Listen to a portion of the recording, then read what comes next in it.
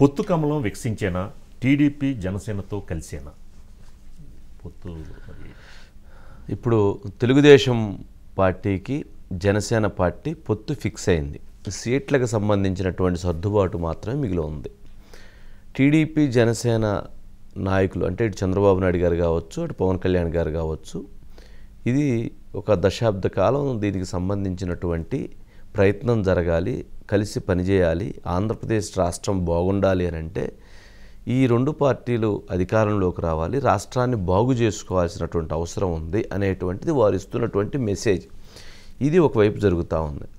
మరోవైపు జరుగుతున్నటువంటి రాజకీయపరమైనటువంటి కొన్ని ప్రకంపనలు అంతర్లీనంగా జరుగుతూ ఉన్నాయి. మనం గమనిస్తే తెలుగుదేశం పార్టీ జనసేనతో బీజేపీ పొత్తు ఉంటుందా ఉండదా ఏపీలో అనేటువంటిది ఒక ప్రధానమైనటువంటి అంశం. మరి ఈ ప్రధానమైనటువంటి అంశంలో పొత్తు దిశగా అడుగులు వేస్తారా వెయ్యరా? మరి టీడీపీ జనసేన పొత్తుతో బీజేపీ కలుస్తుందా లేదా? ఇప్పటికీ పవన్ కళ్యాణ్ గారు పొత్తులో బీజేపీ కూడా స్వాగతిస్తున్నామని చెప్పారు, కానీ టీడీపీ చెప్పలేదు, స్వాగతిస్తున్నామని చెప్పన్నారు. ఇది ఏపీ వరకు జరుగుతున్న రాజకీయం. కొద్దిసేపటి క్రితం ఈరోజు జరిగినటువంటి తెలంగాణలో జరిగినటువంటి బీజేపీ రాజకీయం చర్చనీయాంశం అవుతూ ఉంది. తెలంగాణ బీజేపీ రాష్ట్ర అధ్యక్షుడైనటువంటి కేంద్ర మంత్రి అయినటువంటి కిషన్ రెడ్డి గారు ఇక్కడ రేపు రాబోయేటువంటి పార్లమెంటు ఎన్నికలలో మేము ఇండివిజువల్గా వెళ్తాము, సింగిల్గానే వెళతాము, జనసేనతో పొత్తు ఉండదు అని చెప్పారు. అదేవిధంగా గతంలో పొత్తు పెట్టుకోవటంతో నిన్న జరిగినటువంటి అసెంబ్లీ ఎన్నికల్లో మేము నష్టపోయాము అనే విధంగా కూడా వారు వ్యాఖ్యానించారు. దీని వెనక మనం చూస్తే గత 4 రోజుల క్రితం పొత్తు పెట్టుకోవటం వల్ల జనసేన కావాలని అడిగింది, పొత్తు పెట్టుకోవటం వల్ల నష్టం జరిగింది, బీజేపీకి మాకు నష్టం చేశారు జనసేన అని చెప్పిన ఏదైతే ఆయన మాట్లాడినట్టుగా ప్రచారం జరిగిందో, ఆ ప్రచారం జరిగినటువంటి అంశాల మీద వారు ఖండించారో, దాని మీద కంప్లైంట్ చేస్తామని చెప్పారో, అది 4 రోజుల క్రితం జరిగింది.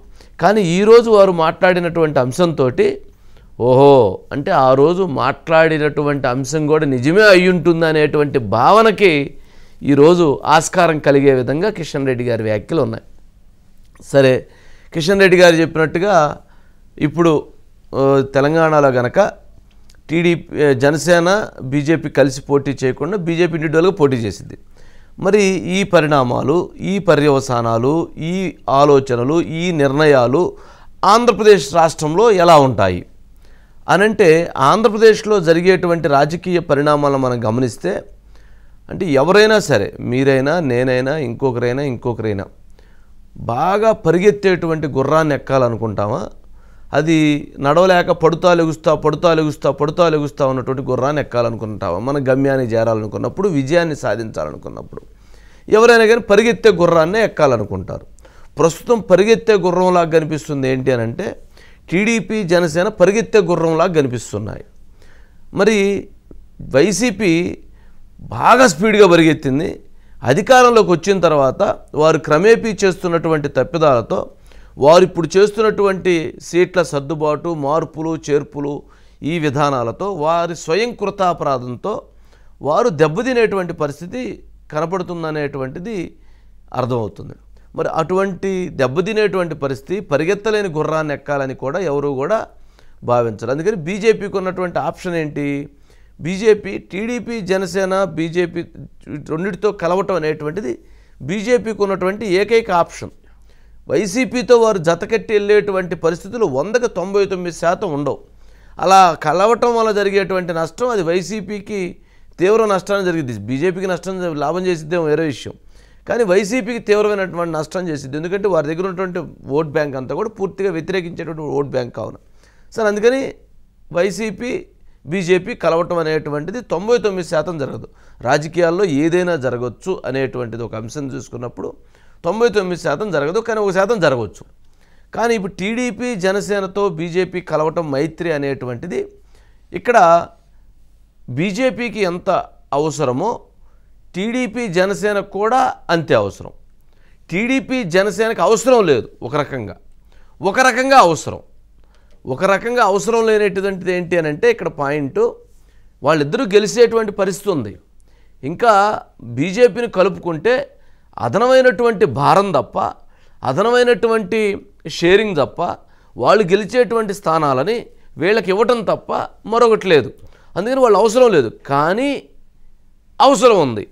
ఆ అవసరం ఏంటి అని అంటే వైసీపీ సర్కార్ని ఎదుర్కోవాలన్నా, రెండు వైసీపీ సర్కార్ని ఎదుర్కోవడంతో పాటు రేపు రాబోయేటువంటిది కేంద్రంలో బీజేపీ అనేటువంటి సంకేతాలు దేశ రాజకీయాలను పరిశీలించినప్పుడు 60% అబోవ్ బీజేపీయే నెక్స్ట్ గవర్నమెంట్ ఫామ్ చేసిద్ది అనేటువంటి ఒక భావన కలుగుతూ ఉంది.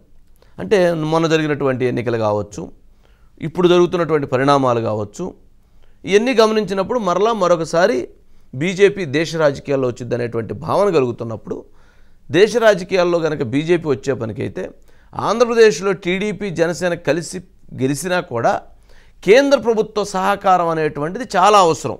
ప్రస్తుతం ఉన్నటువంటి ఆంధ్రప్రదేశ్ అధోగతి పరిస్థితిని అర్థం చేసుకుంటే, ఆ అధోగతి పరిస్థితిలో ఉన్నటువంటి ఆంధ్రప్రదేశ్ని కాపాడుకోవాలంటే కేంద్రం అవసరం. మరి అప్పటికప్పుడు పోయి మళ్ళీ వాళ్ళు సహకరించమంటే సహకరించకపోవచ్చు. అందుకని ముందుగా కావాలంటే భవిష్యత్తులో మీతోటి కలిసి ఉంటాము అని టీడీపీ చెప్పడానికి, జనసేన చెప్పడానికి ఎక్కువ అవకాశాలు ఉన్నాయి.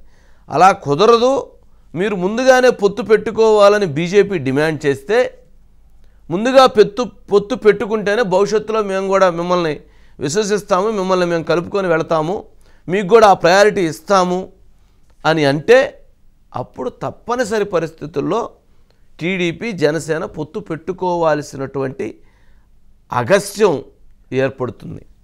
మరి ఇక్కడ మరొక కోణాన్ని కూడా గమనిస్తే, ఎన్నికలకు సంబంధించినటువంటి సహకారం కావచ్చు, నెంబర్ 2 ఎన్నికలకు సంబంధించినట్టు జరిగేటువంటి సందర్భాల్లో జరిగేటువంటి కొన్ని అంశాలు, ఆర్థికపరమైనటువంటి ఎలక్షనీరింగ్కి సంబంధించిన అంశాలు కూడా కొంత బీజేపీ సహకారం అవసరం అవ్వచ్చు. ఇక పరోక్షంగా కనపడనటువంటి మరొక అంశం ఉంది. పరోక్షంగా కనపడనటువంటి అంశం ఏంటి అంటే, ఇప్పుడు జరుగుతున్నటువంటి కేసులు, వివాదాలు, ఆ కేసులకు సంబంధించినటువంటి అంశాల విషయంలో బీజేపీ తమ సహకారం కావాలి అని అంటే ఇలా వెళ్ళాలి అనేటువంటి అభిప్రాయాన్ని కూడా వారు చెప్పవచ్చు.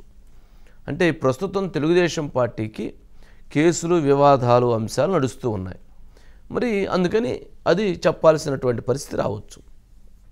మరి దానికి అనుగుణంగానైనా సరే ఒక స్టెప్ తగ్గాల్సినటువంటి పరిస్థితి, అవసరం లేని అడుగు, అవసరం లేని పొత్తుకి టీడీపీ జనసేన అడుగులు వేయాల్సినటువంటి పరిస్థితి ఏర్పడుతుంది.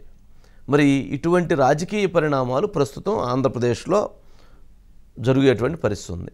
ఇక 2 అంశాలను మనం గమనించాలి. కిషన్ రెడ్డి గారు ఎందుకు ఇక్కడ జనసేనతో పొత్తు వద్దు అన్న తర్వాత ఆంధ్రప్రదేశ్లో పొత్తు ఉంటుందా?